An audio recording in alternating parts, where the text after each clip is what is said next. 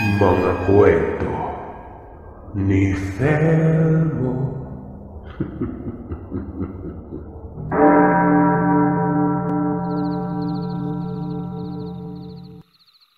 Mapagpalang araw sa inyo, Sir Seth. Tawagin niyo na lamang po ako sa palayaw ko na Totong. Nasa mahigit 30 anyos na. Isa akong manager ng isang supplier sa may bandang Binyan. Pero tubong Kabisayaan po ako. Lumaki ako sa may father side sa isang liblib na nayon, sa Central Visayas. Hindi mawawala sa lugar ang mga kwentong aswang, manlalason, kulam at iba pa. Pero isa sa pinakapaborito kong kwento at tunay na karanasan ay ang mismong karanasan ng aking yumaong Tiyo Piping sa kanyang asawang bantog ang angkan sa pagiging aswang. Noong kabataan ko ay iniiwasan po namin si Tiyo Piping kapag pumupunta o bumibisita ito sa compound namin. Takot na takot kasi ang mga kapatid niya na baka nahawa na ito ng kanyang asawang si Tia Miang. Siyempre baka aswangin kami o kung ano, di ba? Baka mayanggaw o baka mausog. Alam niyo na. Kaya nga humiwalay o napilitang magpakalayo-layo si Tiyo Piping at mas piniling magbukod malayo sa angkan niya dahil kay Tia Miang na siyang iniiwasan ng lahat. Ang sabi pa nga ng aming lolo ayon sa aking ama, hindi niya tututulan si Tiyo na mahalin o makatuluyan si Tia Miang. Basta't wag lang magkalat ang babae sa angkan namin. Bagay na naiintindihan naman ni Tiyo Piping. Pero nang namatay si Tia Miang sa batang edad at umuwi ang Tiyo Piping, agad na pinagamot at pinatingnan ito ng mga kamag-anak. At nang makasiguradong normal ito, muli itong tinanggap na parang walang nangyari. Hanggang sa tumanda ito at nanatiling si Tia Miang lamang ang una at huling minahal nito. Hindi na nakapag-asawa o nagkaanak man lamang. Bali para sa mas ikakaganda ng detalye ng karanasan, kagaya ng ibang sender mo ay ililipat ko sa point of view ni Tiyo Piping ang kwentong ito. Itong mga detalye ay base na rin sa pagkakakwento ng aking ama, mga tiyuhin ko, lolo at lola at ni Tiyo Piping. Noong mga buhay pa ang iba sa mga ito. Ako si Piping. Pinalaki akong kasama ng 8 kong kapatid na sa batang edad. Sanay na sa pagbabanat ng buto. Hindi naman lingid sa amin ang kung sino ang may angkan na aswang sa lugar namin. Sa totoo niyan, lumaki kaming may takot sa mga ito. At iwas din kami sa kanila kahit na wala namang sapat na ebidensya ang bawat isa sa amin pagdating sa kanilang katauhan.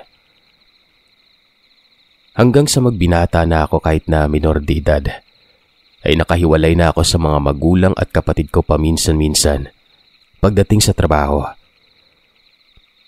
Sa madaling salita ay lumawak ang mundo ko. Kung kani-kanino na ako sumasama at nakikisalamuha. Dagdag pa dito ay yung alam at marunong na rin akong uminom. Isang araw, nakatrabaho ko ang ilan sa mga kaanak na mga bantog na aswang sa lugar namin. Masipag sila, malakas, maliliksi sa gawain kahit na umaga pa. Kapag kumakain naman ay merong kanya-kanyang baon at kung magpapakain man ng boss namin, ay kumakain naman sila kahit papano.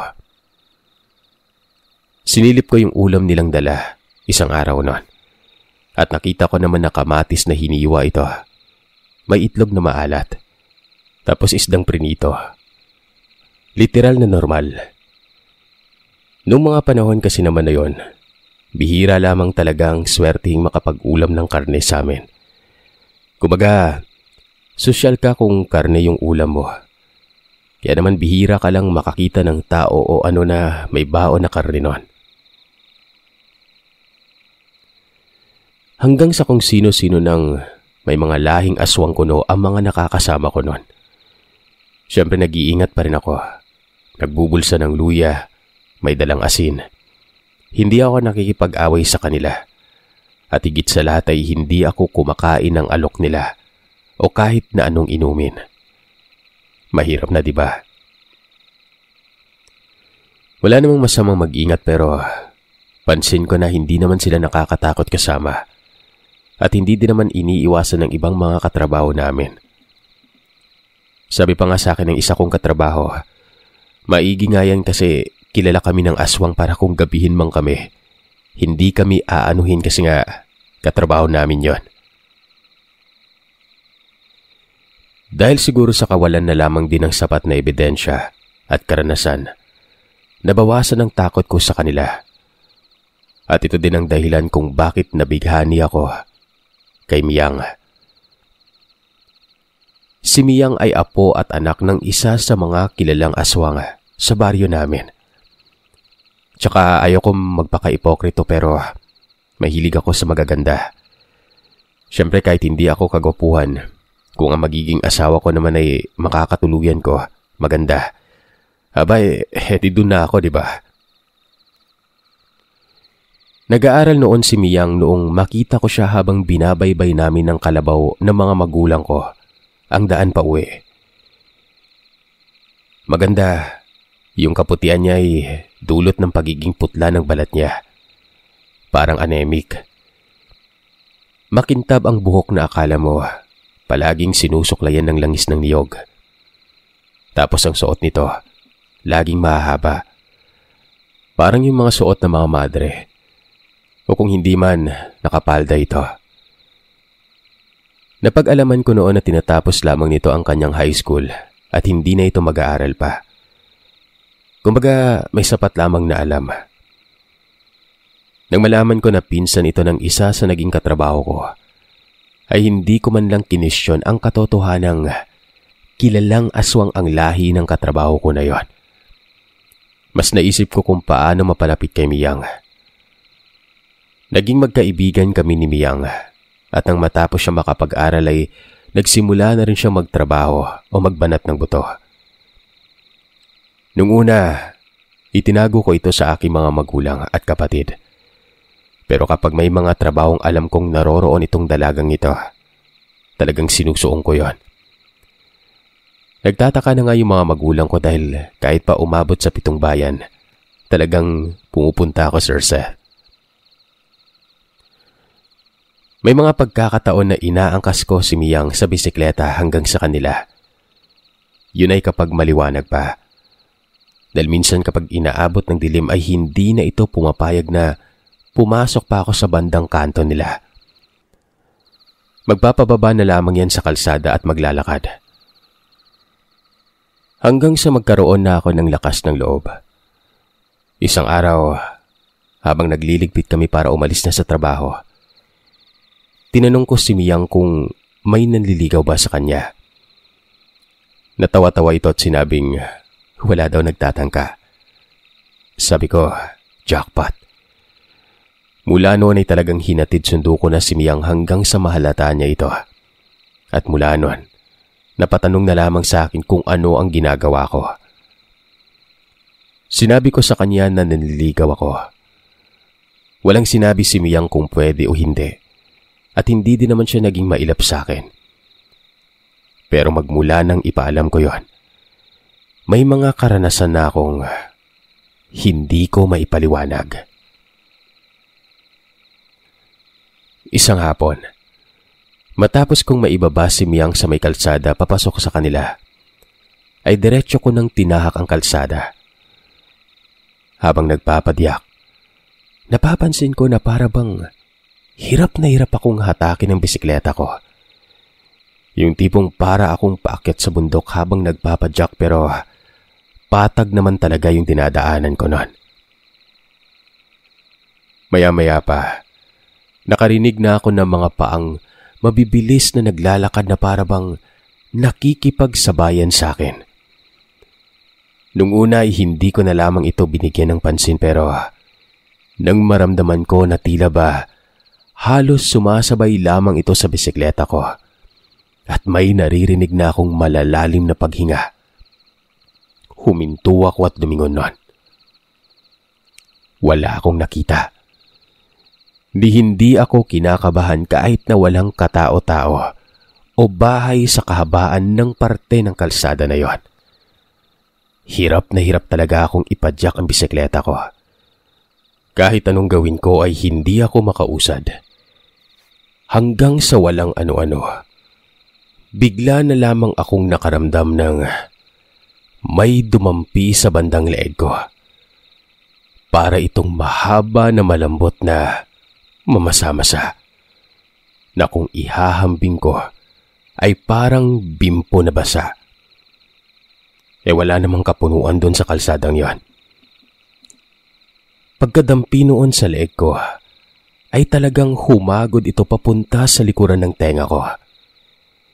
Dali-dali akong tumigil para hampasin ng palad ko yun pero wala akong naabutang bagay. Tanging talsik lamang ng malapot na basa sa leeg, kasabay ng parang may malaking pamaypay na bigla na lamang humampas sa taas ko noon at humagibis palayo. Nang amuyin ko ang basang yon, amoy laway na para bang galing sa basurahang may nabubulok na mga pagkain.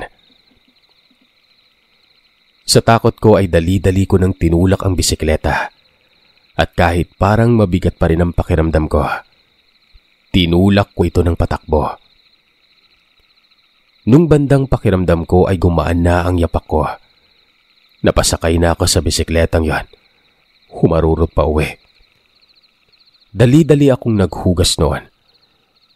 Sabi pa nga ni Tatay himala Dati kasi pag uwi ko, wala nang hugas-hugas, Sir Seth. Diretso pasok sa bahay. Kain, tulog. Ikinuwento ko ito sa kanila. Doon ko napag-alaman na alam na pala nila ang paghahatid ko kay Miyang. Ang sabi ni Nanay, baka daw binabagat na ako ng mga kamag-anak nito. Baka sa susunod, ako na ang uulamin nila. Matawa-tawang natatakot ako kahit papano. Siyempre, kung totoo man yun, di ba? Pero siyempre, hindi ito nagtatapos doon. Palagi ko na lamang nararamdaman magmula noon na para bang may nakamasid sa akin. Kapag umuwi ako at matapos kong mababa si Miyang, bigat na bigat ako sa sarili ko. Maski sa bahay kapag gabi na, lalabas lamang ako. Pakiramdam ko may nakatingin na sa akin noon. Isang partikular na gabi, mga pasado 8:00. Inutusan ako ni Tatay na kunin yung ihaw na pinaluto niya umano sa nagtitinda sa dulo ng barangay noong pauwi siya. Nakalimutan niya nga umano yon at naaalala na lamang nang dumating ang mga kumpare niya para mag-inuman sila. Dala ko ang bisikleta noon. Papunta doon ay dumaan ako sa likod na kalsada. Wala masyadong kabahayan at mapuno pero nagdudugtong ito sa dulo ng kalsada na mas mabilis makarating sa kabila. Wala pang mga aso na hahabol sa'yo. Habang nagpapadyak, meron akong napansin sa bandang unahan. Sa malaking puno ng mangga. Etong puno ng mangga na ito sa sobrang laki ay yung sanga niya umabot na sa kabilang parte ng kalsada. Kumbaga kung titingala ka ay makikita mo yung sanga niya sa gitna ng kalsadang yon. Sa malayo pa lang, may naaaninag na ako na damit ton sa taas. Puting-puti kasi ito. Hindi ko alam kung sinasadya ba nitong magdamit ng puti para manakot ton. Nandun ito sa sangang yon.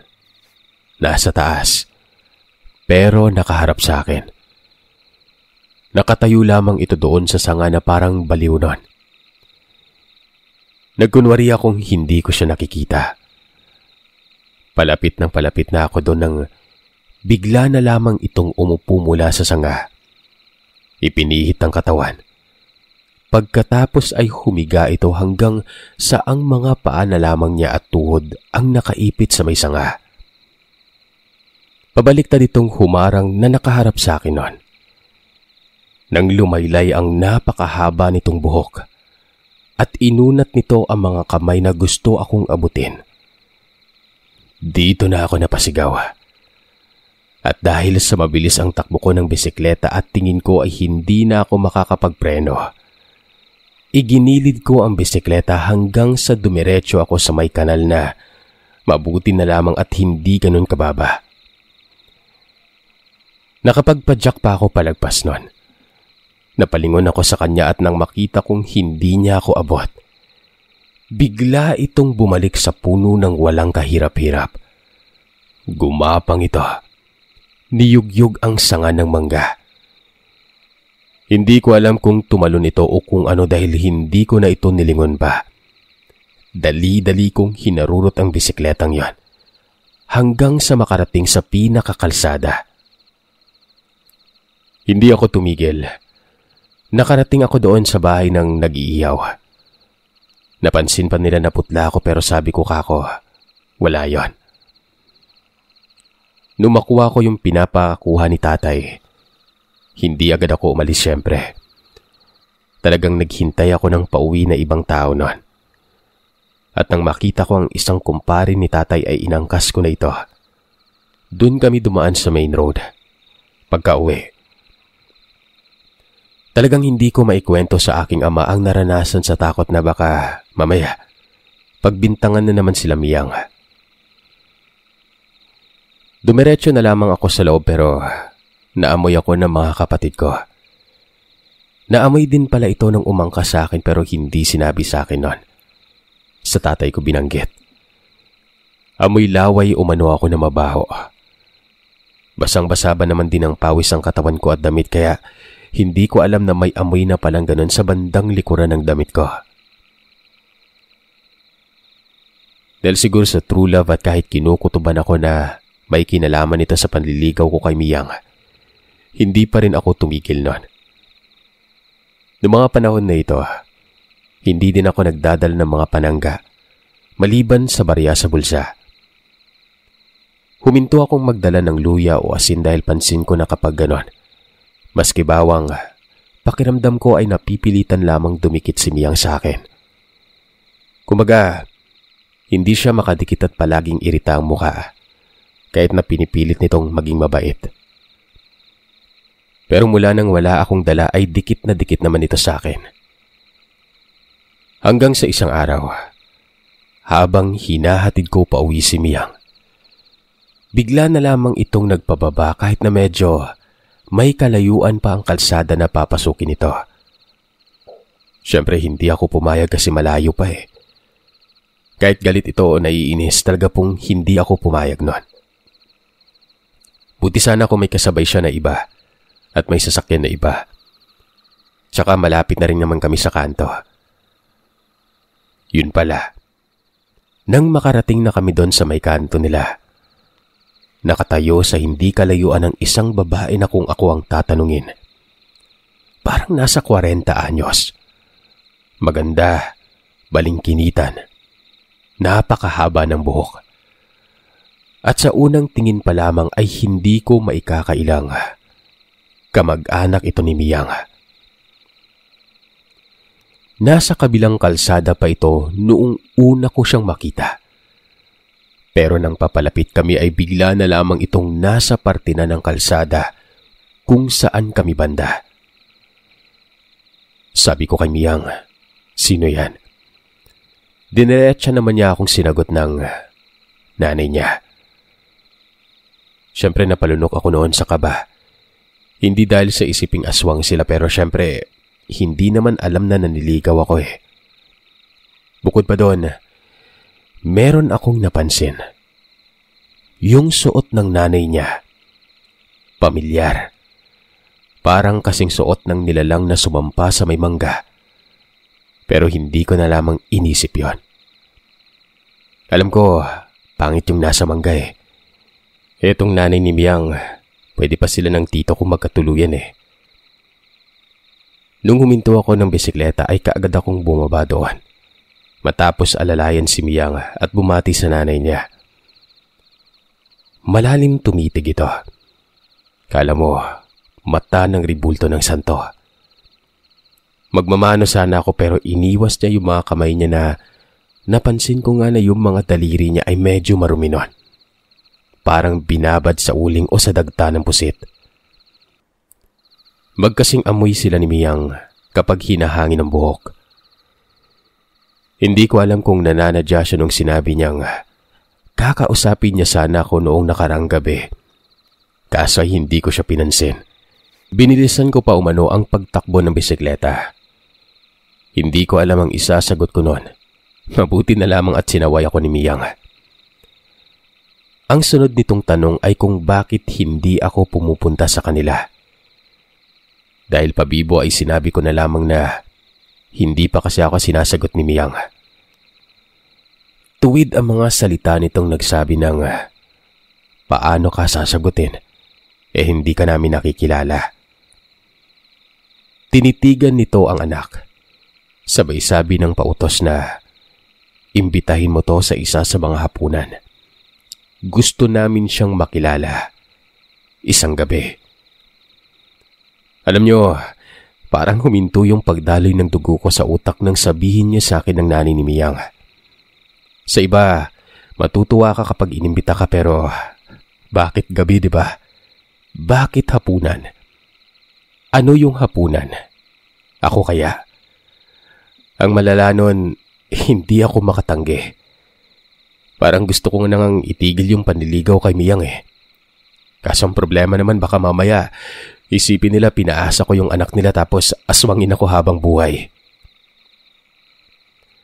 Nakita kong ngumiti ng may konting paghingi ng pasensya si Miyang.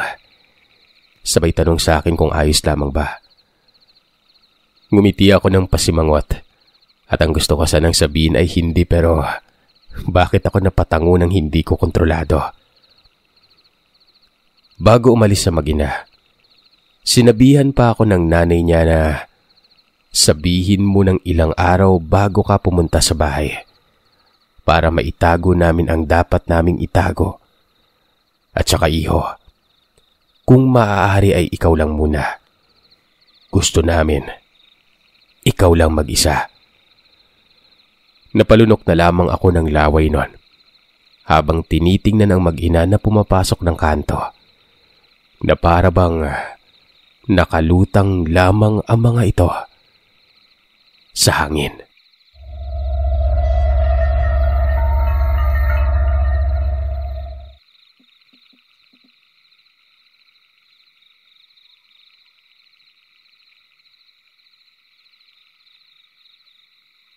Maraming salamat mga kagiliw sa pakikinig. Madako naman tayo sa shoutout request. Unahin nating batiin yung mga member natin sa YouTube natin. Maraming salamat po sa bago, Lalaine Python or Payton, thank you.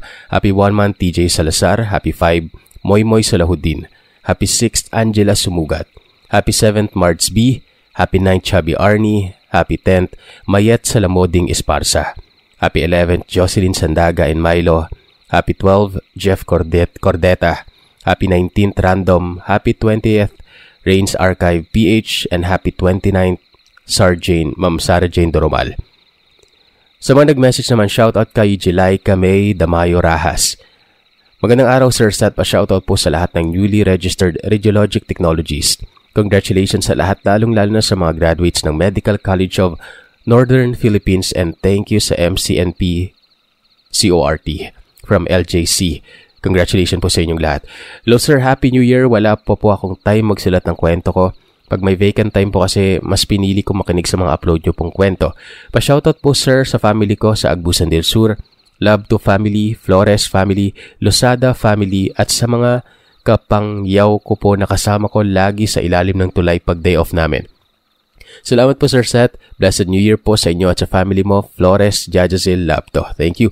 Pa-shoutout Sir Seth sa bunso kong kapatid na mag-birthday ng January 8 na si Erica Padios Naval. Salamat po from Burning Notepacks. Kuya Thelmo, pwede po bang pa-shoutout papa namin, pang surprise lang po namin sa kanya. Lagi po kasi siyang nakikinig sa mga kwento nyo. From Mariela May Rabinoray. Daddy Tors po. Yan, hello sa inyo. Hello Daddy Tors.